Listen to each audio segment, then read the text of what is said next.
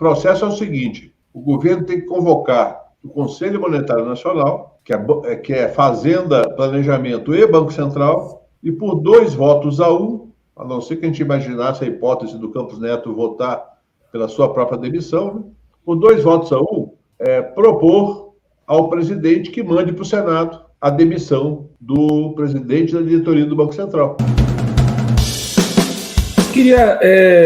A gente vai falar mais com o Póstumo disso, mas queria um pouco falar sobre essa questão da sinalização do Compom do ponto de vista político com o Berzolini.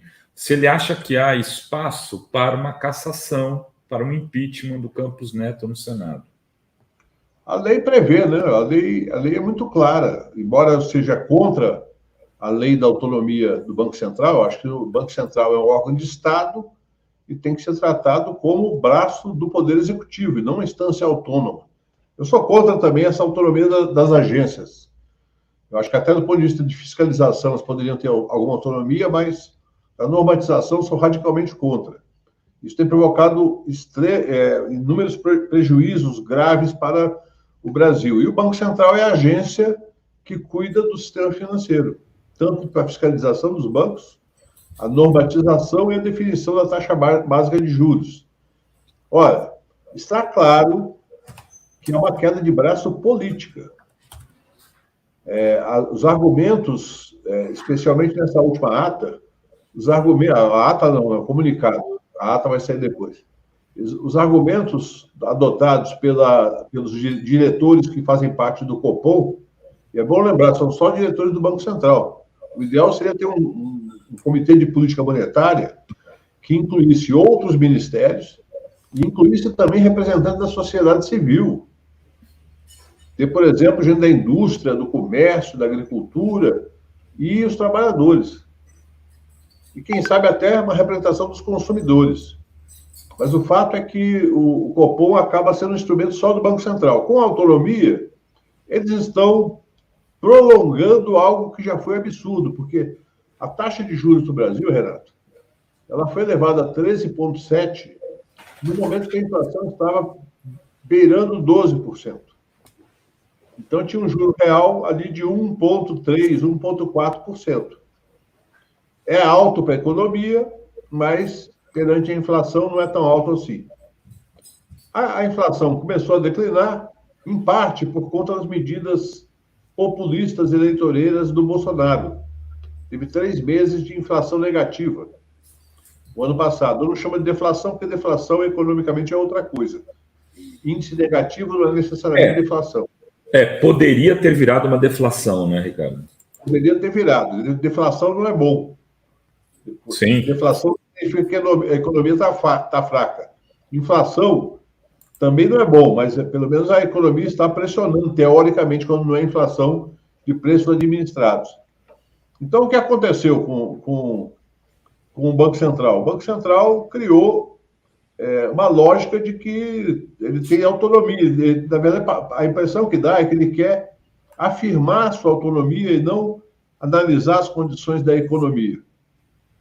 E, com isso, eu creio que está dada a condição. O processo é o seguinte: o governo tem que convocar o Conselho Monetário Nacional, que é Fazenda, Planejamento e Banco Central, e por 2 votos a 1, a não ser que a gente imaginasse a hipótese do Campos Neto votar pela sua própria demissão, né? 3-0, né? 2 votos a 1. Imagina que ele faz uma autocrítica lá e fazer eu me demito também. Por 2 votos a 1, propor ao presidente que mande para o Senado a demissão do presidente da diretoria do Banco Central. Eu creio que haverá um aplauso de 80% da população brasileira, no mínimo, se o presidente Lula fizer isso. É claro que o mercado vai ficar instável por alguns dias, vai subir a expectativa de juros futuros no momento, e a bolsa vai cair, mas isso é coisa passageira, que em 4 ou 5 dias volta ao normal. E que nomeie uma diretoria efetivamente técnica, mas técnica com um compromisso, que a variável do crescimento da geração de emprego é tão importante quanto o controle da inflação. A inflação esse ano, se não houver nada de estranho até o final do ano, vai fechar em 5,5% aproximadamente. Pode até fechar menor, mas vamos trabalhar com 5,5%. Essa inflação de 5,5%, ela pode ter um juro de 8%, que aqui entre nós não é bom ainda. Porque 8%, você considerando o spread bancário do Brasil, que é uma tragédia antiga, você tem o Brasil tem hoje o juro nominal mais alto do mundo, o juro real mais alto do mundo. Perdão, o nominal não, que a Argentina tem um juro maior, acho que a Turquia também, mas que a inflação lá está muito alta. O Brasil tem o juro real mais alto do mundo e tem o spread bancário mais alto do mundo. Os bancos alegam que é por inadimplência. Não é verdade. O Banco do Brasil, que é público, teve um retorno sobre o patrimônio líquido no último trimestre de 21%. Eu me sinto triste quando vejo um retorno tão alto no Banco do Brasil. Porque isso não significa que há crédito de qualidade, significa que o crédito é ruim. Que o banco está tirando 21% do seu patrimônio líquido da sociedade. O Banco do Brasil podia colocar como meta ter uma rentabilidade de 10%, 12% no máximo.